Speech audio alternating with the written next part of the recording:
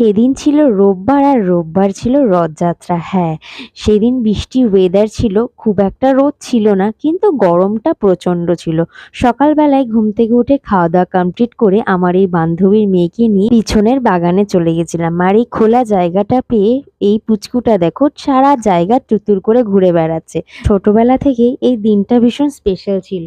যদিও বা আমি খুব একটা রথ চালাতাম না, লজ্জা পেতাম। আর আমার বোন ঠিক উল্টোটা, ছোট থেকে রথ চালাবে বলে রথ কিনে এনে দিদি আমায় সাজিয়ে দিয়ে, আমাকে সুন্দর করে ফুল দিয়ে সাজিয়ে দিয়ে করে আমার মাথা খারাপ করে দিত। আর আমিও ওর কথা মতো সুন্দর করে ফুল দিয়ে আর্ট পেপার দিয়ে সাজিয়ে দিতাম। আজকে এই দিনগুলো মনে পড়লে ভীষণ ভালো লাগে। তো তারপর দুপুরের খাওয়া দাওয়া কমপ্লিট করে ওই বাড়ি চলে গেছিলাম। আর সেখানে দেখতেই পেলে আমার দাদার ছেলেটা রথ চালাচ্ছিল। আর আমাদের পাড়ায় এই প্রথমবার বড় রথ বেরিয়েছিল, ভীষণ ভালো লাগছিল দেখতে। তারপর পাঁপড় ভাজা খেয়ে দিনটা সুন্দর কাটিয়ে দিয়েছি।